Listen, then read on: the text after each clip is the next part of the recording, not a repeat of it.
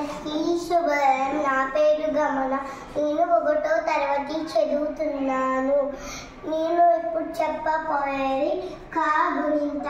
కాకు తలకట్టిస్తే కా, కా దీర్ఘం ఇస్తే కా, కా గుడిస్తే కి, కాకు దీర్ఘం ఇస్తే కీ, కా కొమ్మిస్తే కు, కాకుము దీర్ఘం ఇస్తే కూ, కాక్షుడిస్తే త్రు, కాక్షు దీర్ఘమిస్తే త్రు, కాకేత్వమిస్తే కే, కాకేత్వం దీర్ఘమిస్తే కే, కాకైత్వమిస్తే కై, కకోత్వమిస్తే కో, కాకోత్వం దీర్ఘమిస్తే కో, కాకౌత్వమిస్తే కౌ, కా పక్కన 0 పెడితే కం, కా పక్కన 2 0 పెడితే కహ.